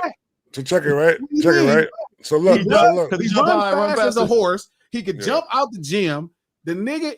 So he got the IQ of Larry Bird, right? He got the IQ of Larry Bird, and he like 1 million times the athlete. But you said skill set. Yeah. His skill set is better. Listen, there is no place on the basketball court that I would want LeBron James instead of Larry Bird. The closest I could come to is possibly defense. Like if somebody got to guard somebody on the perimeter. Like if you got to guard a point guard. Possibly. Because again, I don't know if that's a position, but let's say if you have to guard a point guard for a stop. If you want to guard anybody for a stop, you better take LeBron over Larry Bird. Not necessarily. Oh my God. I think Larry Bird's an underrated defender. Yeah. But every other basketball play. The NBA didn't think he was underrated defender. They got him mid. He was okay defender. Yeah, he won like 4 all defensive. 4 all defensive team. How long he played? 13 years or something like that. I mean, he was hurt for like 3 of them. Well, I mean, let me say this right here real quick, right? LeBron James durability. LeBron's ability is availability. Yeah, but that's not a skill. I know. I'm just saying he's way more durable than that man too. Because he was in the goddamn cotton fields. Exactly. Larry Bird, people was resting and drinking tea while we was working. Agreed totally. But look, there's not one place on the basketball court outside of guard or point guard then I want LeBron James. If it's the last pass to win a game, I want Larry Bird. If it's the last shot to win a game, I want Larry Bird. If it's the last shot, I bet you the numbers don't show that. The numbers my ass. I bet you the numbers don't show that. I bet you the numbers will tell you LeBron James is one of the most clutch players in NBA history. That's not clutch. They can't just wake up one day and say the last 2 minutes of the game is clutch. Oh, y'all niggas gonna make up what clutch is now. I guess y'all they made that up the other day. That wasn't some shit we grew up with, no motherfucking clutch. They made a clutch that we don't care about that punch. You know what's clutch? Well, Halliburton. We don't care about it because they don't help your arguments. That's why we don't care. I'm saying they didn't create that. You hit me with the numbers every other day. Yeah, but anytime we get into it, guess what the numbers say? Stats talking about he's clutch because it's the last 3 minutes of the game make you clutch. You only want numbers if it help your we want argument. Clutch when it's the last shot of the game and you behind. All right, so hold on real quick, right? So look, right. So now these are so LeBron James has played with all-star players that he has played with. He played with 17 all-star players throughout his whole career. I'm not gonna say the nigga played on 40 teams though. All right, 17, right? Wait, hold on. How many teams he played on, Trap? 3 teams. Okay, so can we say 4 because he went back to Cleveland? 3 teams. He went back to Cleveland. 3 teams. 4. 17. He has played with a total. He played with a total of 17. He has 17 teammates that was all stars. Larry Bird has had nine players on his team that was all stars on the same fucking team for his whole tenure. He didn't run. I'm saying you couldn't run back then. You had no choice but to stay in the same spot. None of these niggas ran. No, the league wasn't ran the same way. They got Robert Parrish. Robert Parrish was probably 37 by the time Larry Bird got because he retired when he was 60. Robert Parrish averaged 19 points a game before Larry Bird got there. Ben Wallace was a champ. I'm not going with your numbers, bro. I'm not going with your. You just said Larry Bird averaged 20 points for his career, B. I gotta say what he was playing with. I think what he averaged. I gotta check your numbers. They think 19 and 9 before Larry Bird got there. Ben Wallace was old as fuck. So we got to have a fact checker when we do that show, B. Ben Wallace was not, but Ben Wallace was not averaging 19 points and 9 rebounds before. Robert Parrish stink. He wasn't like that. Robert Parrish was not like that. Ben Wallace. Yeah, no, Robert wasn't like that. The Chief wasn't like that. But when he played next to Larry Bird, he became a Hall of Famer. There we go. That's called he just sprinkled it all around. Hey, I'm not saying marriage. He went from being somebody who couldn't make an all-star team for 6 or 7 seasons into a first ballot Hall of Famer. I'm not saying Magic Johnson. I'm not saying Larry Bird wasn't dope. But guess what? Guess how many motherfucking championships LeBron didn't gave out to niggas who would have never got it? Who? Like Kevin Love would have never sniffed the championship. That's one let me ask you a question. Everybody think Kyrie's so great. What have Kyrie done without got LeBron? To the chip last year? Got to the chip last year. What did LeBron do? He lost. He got there though. He got there though. Walking his ass to the championship. He did the same thing LeBron Come on, baby. Come on. He did the same thing LeBron did. Come on. What was LeBron doing when he was a Cavs? Sniff the championship. Got picked on. No. What did LeBron do when he got these niggas all these champions? Hey, let me ask you. When he went play with a champion? Hold on. Let me ask you. You mean when he went play with a champion? Let me ask you a question. Hey, is Chris Ross a Hall of Famer? Which champion? Is Chris Ross Hall of Famer? Which is Chris Ross Hall of Famer? Fringe. All right, Fringe Hall of Famer. if he would have stayed in Toronto, you think he would have got a championship, or did he need big boy Bron to come take him track? Stop saying big boy Bron. Big boy Bron. Come on, come on. How did Bron get his first championship? Who did he go play with? You know how he got it. You know how he got it. Yeah, go to Miami. Talk with him and say, "You are that nigga. Go get me a championship. How many championships? Go get me a championship, young man. Go get me one." As soon as he said, "Yes, Papa," he went to get one. Yo, real quick. Let me say this real quick. Hold on, Trap. Yeah, another one. Another one, because he couldn't get one anymore by himself. He had to tell LeBron. How many did LeBron have before that? He said, "LeBron, I'm still good, my man. How many? I need you to lead me to the promised land now, Bron." All the cap. No, this ain't no cap. Lead me back. Hey, wait a minute. Hey, where would you? Hold on, coach. Hold up. Okay. Lead me back. Yeah. See the difference? Lead me back. Lead me back, because I can never get there again without you. Man, he got there with Shaq. You can never get there. Got there with Shaq. You couldn't get there once. So did LeBron need some molding?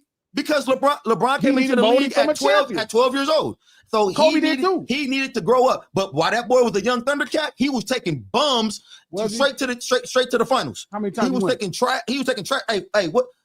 We couldn't even. East was trash. When he was taking Cleveland over there. His horseshoes, his clothes. Come on. He got Boobie Gibson paid.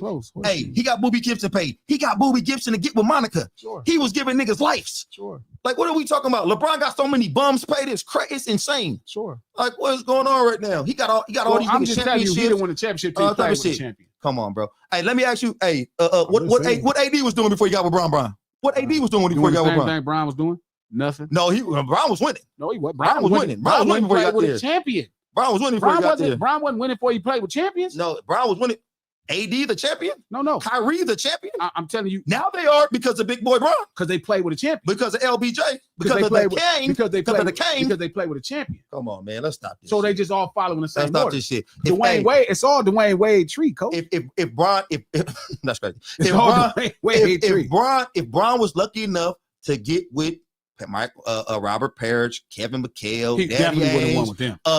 He had zero Johnson, DJ. He never could have won with them.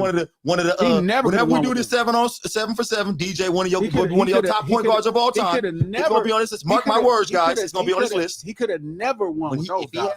You know what he would have done with that? He would have back in that day. He would have won 57 championships. Bill Russell would have been a thing of the past. Won 50 championships because you know why? Because he would have played for 57 years. Because that's how LeBron do. Bron is built different. He built for tough. So he would have got on them teams and he would have played for 40 years. What about when Dwight Howard? What about when Dwight Howard was denying him championships? Denying who championship? LeBron. How many championships Dwight got?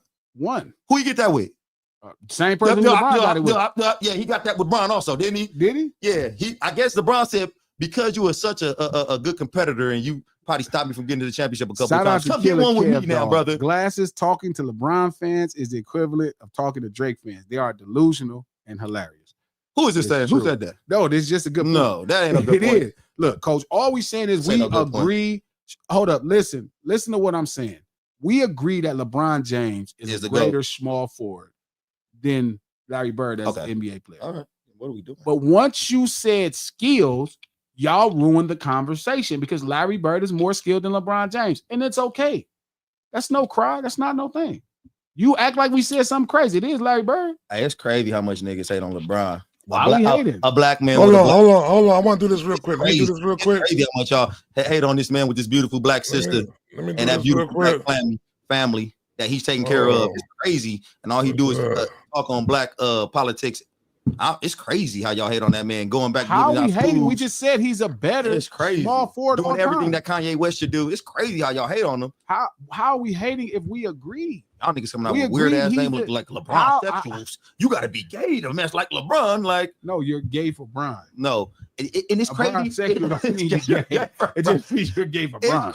It's crazy how some of y'all niggas compare LeBron James to Drake. Like, what are we doing right here? No, I didn't say that. Like, this other nigga did. Like, what are we talking about? Yeah, that's there? what I'm saying. Shout out to Boss Des. We didn't say nothing crazy. He said, I just think Larry Bird is superior skill-wise to LeBron. I do too. We're not dissing him. I'm just saying, y'all. It is Larry Bird. And it's cool. And y'all could be wrong. Y'all could be wrong. Yeah, but there's not one thing on a basketball court, boss, you except somebody guarding a point guard or a backcourt player. There's not one situation I would want it to be LeBron in that position. If you go, if it's the last shot of any game, you want Larry Bird to have the ball. We can go go ask Parrish and Mikhail who you rather have on your team, they gonna secretly say LeBron. Them niggas gonna take you over to the side and be like, is it off the record? That's what they're gonna say. Off the record, Bron. No. That's what they're gonna say. Off the record, Bron. We can't say it on nobody air. would disrespect Bird like that. Parrish gonna be like, we can't say nothing about Matt on air, but I think you don't really get how good Larry Bird is. Yeah, I think so too. Grew up with Larry Bird. I'm a real 80s baby. Like I'm a real like So Jay-Z talking about 80s baby. No, Jay-Z, you a 70s baby. You an old ass man. I'm a real 80s baby. So you watch him break your heart time in the timeout. I did, man. I watched him break my heart with that super team. I watched him break my heart. Super team. I guess he was playing with us. We had a super team. I guess Mikhail suck. I mean, Mikhail did suck before he played with Larry Bird. I guess Mikhail sucked. He's a second round pick. I guess Robert Parrish sucked. I guess Dennis Johnson suck. Dennis Rodman. I guess Danny Ainge sucked. Dennis Johnson is the only one. Oh, the only Dennis Johnson was the only Hall of Fame. Dennis Johnson was that dude. 19 and 10. I guess these niggas 19 and 10. What did Parrish average with him? 19 and 10. I mean, I bet you he did. Okay, I'm just saying, but he averaged that without him also. No, he averaged. You know what? I'm sorry, Bird. He averaged 20 with you. He averaged 19 before you got there. Yeah, he had that one. We are proud of Robert Parrish. We just saying Larry Bird is more skilled than LeBron James. That's not crazy. He is really skilled. Larry Bird is skilled, coach. We're saying LeBron James a better basketball player, had a better NBA career. We're telling you one guy is skilled. And it goes back to the point that Bron is a brother. He's a way more athlete. He run faster, jump higher. So he is the brother to you. All right. Let me do this real quick. LeBron James is a white man. No. Let me do this real quick. Y'all can hear me? All right. So look, right? All right. So what I'm gonna do right now is I'm just gonna mention off this game right here. You know what I'm saying? This was a game in the championship series. You know what I'm saying? I'm gonna mention like the box scores right now, right? Hate. I want you to tell what'd you say? Here comes some more hate. No. I want you to tell me who you think it was, though, right? Okay. So this was the box scores went. You had one player had 8, another player had 24. Well, I'm gonna read the whole thing out though. So it was 8, 7 assists, 2 steals, 9 rebounds, shooting 27%. Then you had the other player had 24 points, 6 rebounds, 1 assist, no steals, 1 block. Another player had 30. That's like a Kyrie Irving stat line. 32 points. This is the NBA championship game. 2 assists, 6 rebounds. All right, shooting 65%. Then you had a couple other players who was in that game right there. Had 4 points, 8 rebounds, 1 assist, 0 points. So would you be able to break down who had like what team that was? This is the championship. This is the championship. Out of all the teams that ever been in Miami. No. Miami versus the Heat championship. Miami versus the Heat? Yeah, no, excuse me. Miami versus Dallas. Miami versus Dallas. This was okay. So for sure, Trap. Okay, so we're gonna go to the lowest time of his life. We're gonna go to we all know he underachieved in that finals. We know he played poorly. I get you, and he had a bet. But is there no stat line Larry Bird had in the championships where he had not a great game? I don't think it was ever a time. All right, so just to answer the question, 17. Mikhail ain't never let him score in the game in the championship. No, I don't think Larry Bird has ever showed up. Let him in the game in the championship. I don't think Larry Bird has ever showed up to a championship game and put up 8 points. You know what the crazy? You might be right. 8 points, bro. You might be right. You know what I'm saying? So okay. So did that make Larry Bird better than LeBron now? No. I'm asking. No. I'm not saying that. But what I'm saying, he's showing me that in the skills. What he showing me? Yeah. He out here. You said that shit like Larry Bird was better than him now. 8 points, bro. I'm just saying that Bird would never show up. Bird ain't never showed up to a championship. Let me ask him right now. The nigga also got the most points in NBA history. Hold on. Yeah, because he played 30 seasons. He played 30 seasons. He also got the most rebounds in playoff history. I'm a Bron fan though, so I'm not gonna do that. He also the nigga with the most he's also the nigga who led his team in every stat in the playoffs more than anybody. Led his team in every important statistical stat. He led his team in points, rebounds, assists. Why do y'all always do that? Talent? I'm just saying the man's so talentless or skillless that he can't even. He's ridiculously. He did it the most, more than Larry Bird. Because that's not really a thing. Because Larry Bird has so much fucking help that he couldn't lead in every fucking statistical category. I mean, I don't know. Because he wasn't going to out rebound Parrish. I know a LeBron wasn't fan going to outscore talking, McHale sometimes. I know a LeBron fan is not talking about help. What are you doing? Yo, you know what? You know what though? You know what though, Coach? The least points that Larry Bird has ever had. I got you right now, bro.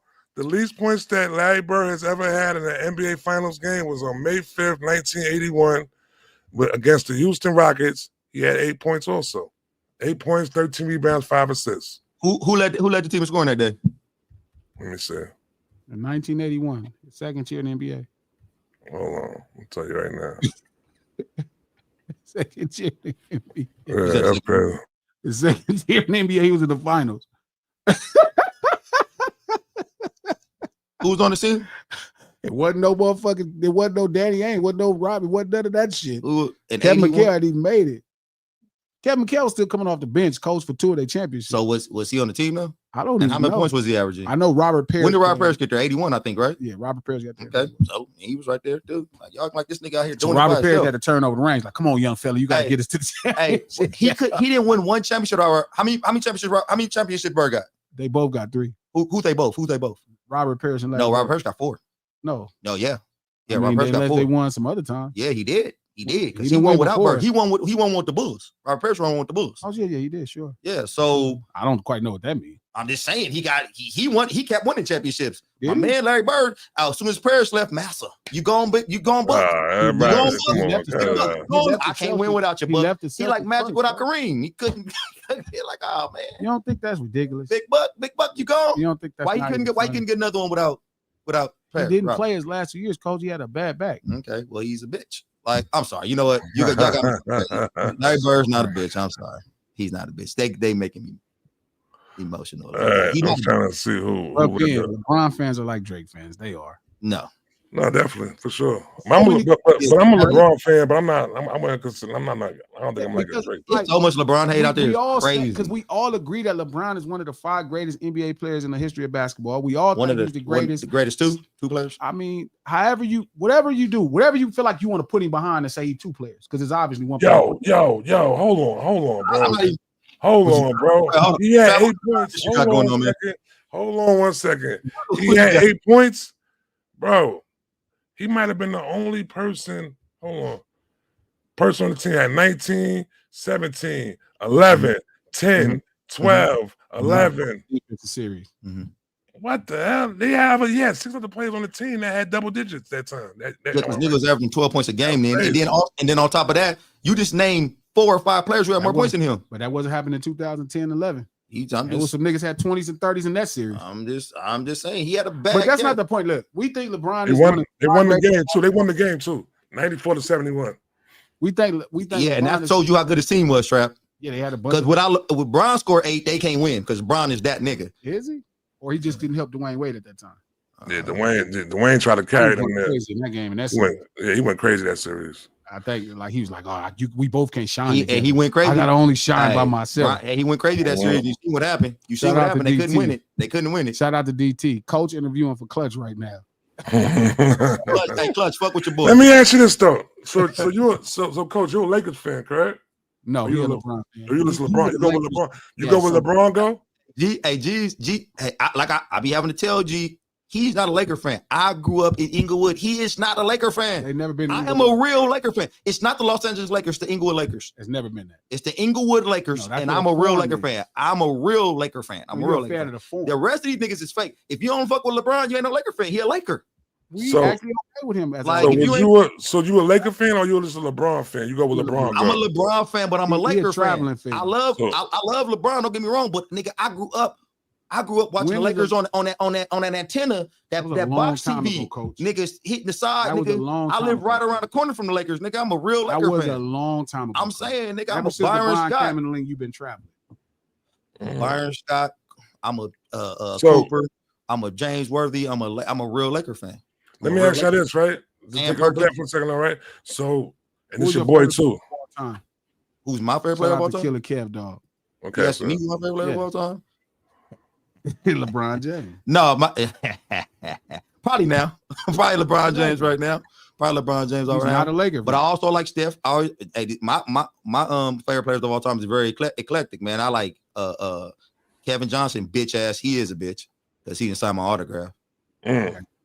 No, I'm for real. If I seen Kevin Johnson right now, I might smack him. Ain't he the man? Don't he? Ain't he like politics in Sacramento or something like that? Sacramento, yeah. Yeah, he is, man. That He boy, got a good restaurant caught too. that boy in a soul food restaurant. I was a little kid, and they knew I loved Kevin Johnson. And he dubbed you? Yeah, he dubbed me out there getting his I should say some what he was doing, but I ain't gonna say it. But anyway, yeah, he dubbed me, man. Like I hated him ever since. I was like, all right, yeah, fuck you, brother. So but he was one of my favorite players, though. I Stephon Marbury. Why did he I'm say a super no? Stephon, huh? Why did he say no? Yeah. You want me He to tell you? out one. He had to give out 100. No, just being a dick, or he was doing something. No, he wasn't doing shit. He was just eating dinner. He was like, no. Nah, he was like, no. He was like, nah. When I'm eating and feeding my daughter, to not come and speak to me. He didn't have no kids with him or you know nothing. what? I'll be honest. I don't like that. You don't like that? I don't like right there. people that that people empower and make famous. That there's moments where they don't. Especially if somebody just asks you an autograph, hey man, I'm gonna sign this, but you gotta let me go ahead and get back to my family. Nigga, and you Kevin Johnson in LA. Nigga, you better get any signature, give any fucking signature you can. Shout out to Israel Solomon. He said, my uncle said KJ was a jerk too, laughing out loud. Yeah, he is. Yeah, that's and then sad. Buster. That's something I used to get mad with Game. I never liked when Game would deny people autograph. Like, bro, sign that shit, bro. Don't do that. Yeah, I think it's right. Hey, but I like Steph too. Steph was my favorite players also. Trap. That's my guy. That's my guy. Magic Johnson. And Darren Williams. Magic Johnson is one of my favorite players, of course. Number one is Magic Johnson. Who number two? G? Kobe Bryant. Nigga, Kobe Bryant. Another Laker. Get on this air. Bean. Hey, I'm gonna be honest with you. I've been friends with this nigga for years. I ain't never heard him say Kobe Bryant. Third, Michael Cooper. Wow. It's capping. Cool. You could just run down the list of Showtime Lakers. Where Charles Lakers. Lakers. Like number 7. Second, number 2. Number 2. 7. Where Dennis Rodman on your list? Dennis Rodman ain't on my list.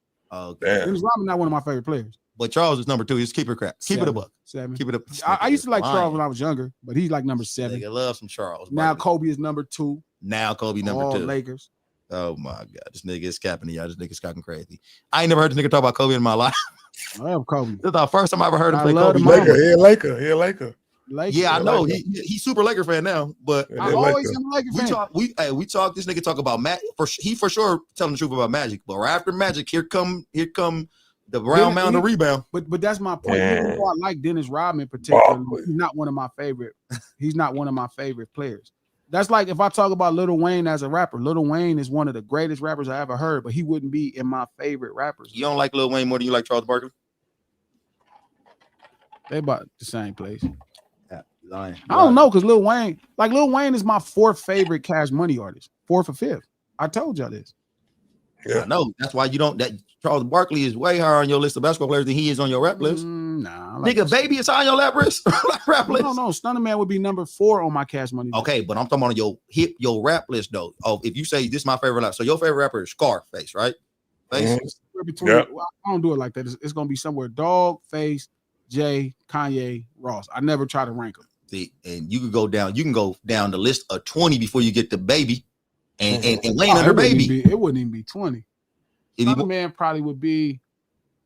Nigga, if that nigga in your top 10, I'm out. No, I gotta get to practice. He only got enough music. Don't got enough music. Almost that time. Yeah. What happened the other day? No Silence Live, the lunch hour, every Monday, Wednesday, and Friday, right here at noon Pacific Standard Time on Digital Soapbox. Click the thumbs up button. Let everybody know you're in the house. Go on Twitter, retweet this link. If you're on Facebook, share this post. We do this stream to support the No Ceilings podcast. Just dropped a fresh episode, Conversations on How Much Marketing Matters. I'm going to do a sequel to that. Keep pushing the line on that one. Yeah, you got to pop in for that one. You can listen to the first one. We're going to do the sequel that comes out Tuesday, but you can listen to the first one, Conversations on How Much Marketing Matters. If you head over there to iHeart Podcast, the app, or the No Ceilings or the Apple Podcast, and subscribe to No Ceilings Podcast. Listen to it.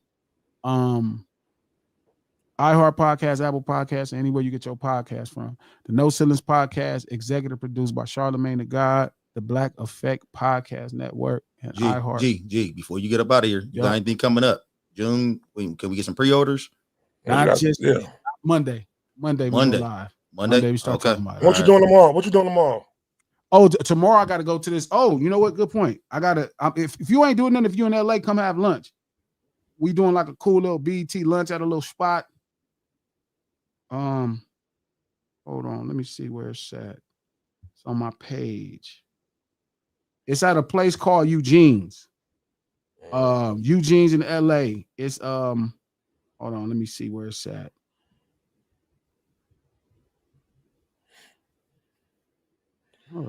Bounce it to the send it to me. Send it to me. When you get it, send it to me. What's it? Eugene's in LA. Look on my Instagram. If you send it to me, I can share it on the screen now. That's what I'm trying to tell you. Or you can share it on the screen. Got you.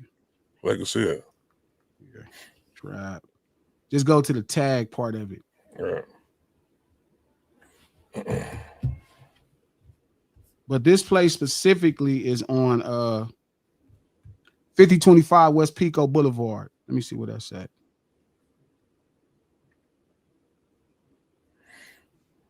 $50.25 West Pico Boulevard. Beach Cruiser 2. I've been thinking about trying to do a Beach Cruiser 2 before I'm done with this shit. Because y'all didn't really get the first one the right way. So I thought about doing that. Hold up. 5025 West. There you go. West Pico. Is that right? Right there. There you go. Oh, there you go. Yep. You got to go to the site. That's the info right there, y'all. Is it? Oh no, it's not there. Or Eugene's. You might go to the Eugene's site. Show them the site. You saying?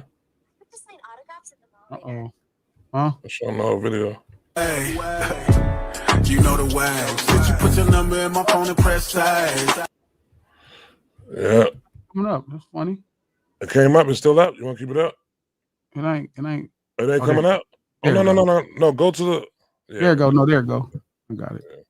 You could have made it fully so it could go fully on the joint too, though. All right, now you got to click the link to Eugene's. Okay, I got it.